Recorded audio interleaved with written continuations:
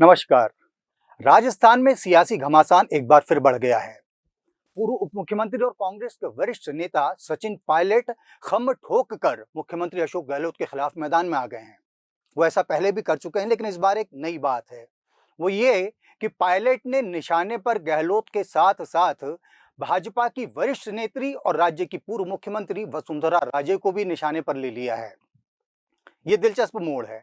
पहले माना जा रहा था कि पायलट किसी भी समय भारतीय जनता पार्टी के साथ जा सकते हैं, जैसा किसी समय के उनके राजनीतिक दोस्त ज्योतिरादित्य सिंधिया ने मध्य प्रदेश में किया था। लेकिन अब वसुंधरा राजे को निशाने पर लेने के साथ ही पायलट ने जता दिया है कि शायद वो भाजपा के साथ जाने के मूड में भी नहीं हैं।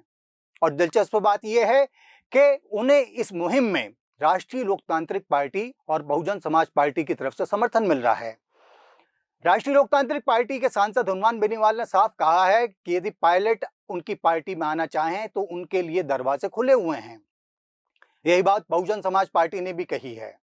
तो कुल मिलाकर राजस्थान में जो परिदृश्य बनता नजर आ रहा है चुनाव के कुछ महीनों पहले ही, वो ये कि पायलट अपने आप को कांग्रेस सहित भाजपा से भी अलग एक विकल्प के रूप में प्रस्तुत करने की कोशिश में लग गए हैं। लेकिन क्या वाकई मामला ऐसा है? आखिर ऐसा कैसे हो गया कि अचानक पायलट विरोधी मुहिम का केंद्र वसुंधरा राजे सिंधिया भी बन गई?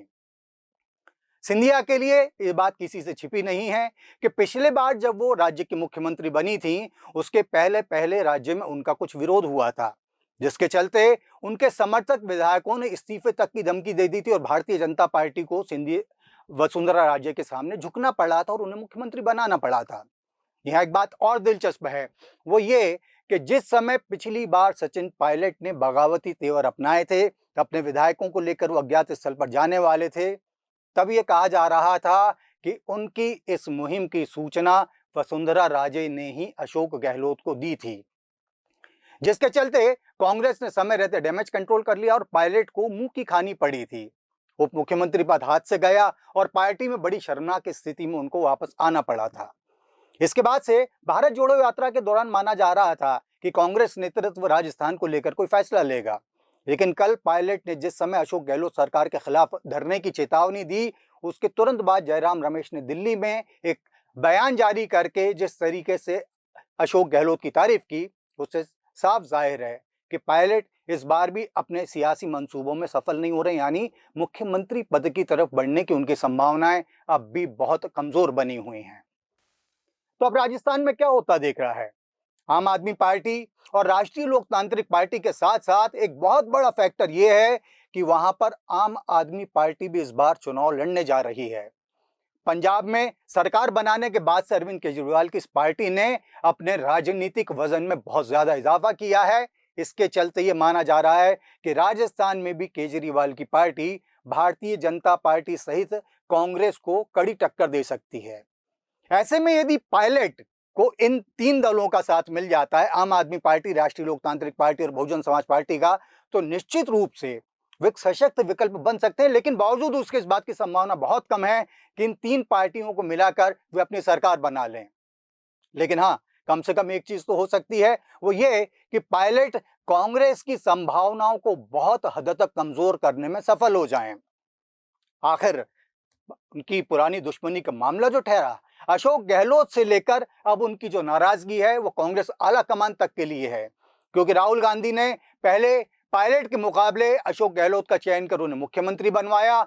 उसके बाद भी लगातार अशोक गहलोत ने जब पार्टी आला कमान को आंखें दिखाई, तब भी पार्टी ने गहलोत का ही साथ दिया, पायलट की बातों को तवज्जो नहीं दी। इसलिए बहुत मुमकिन है कि पायलट अब सर पे कफन बांध के इसलिए निकल पड़े हों कि बाकी मेरा भला हो चाहे नहीं हो, लेकिन मुझे कांग्रेस को वो नुकसान पहुंचाना है, अशोक गहलोत को वो नुकसान पहुंचाना है जो पार्टी ये सोचकर हमेशा याद करे कि पायलट की उपेक्षा कर उसने शायद ठीक नहीं किया था।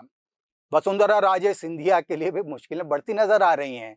निश्चित रूप से चुनाव के पहले पहले उनकी सरकार के 1000 करोड़ रुपए वाले घोटालों की बात को सामने लाकर पायलट ने न सिर्फ राज्य की जनता को वो सब चीजें याद दिला दी हैं, बल्कि भाजपा के शीर्ष नेतृत्व को भी उन्होंने इस बात का भान करा दिया है कि जो महिला जो अपने आप को राज्य की भावी मुख्यमंत्री मानकर चल रही हैं, उनके सर पर इतनी बड़ी तोहमतों के दाग लगे हुए हैं। जो भाजपा अपने आप को सबसे अलग पार्टी कहती है, चाल चरित्र चेहरे वाली पार्टी कहती है, उस पार्टी के लिए मुफीद नहीं होगा।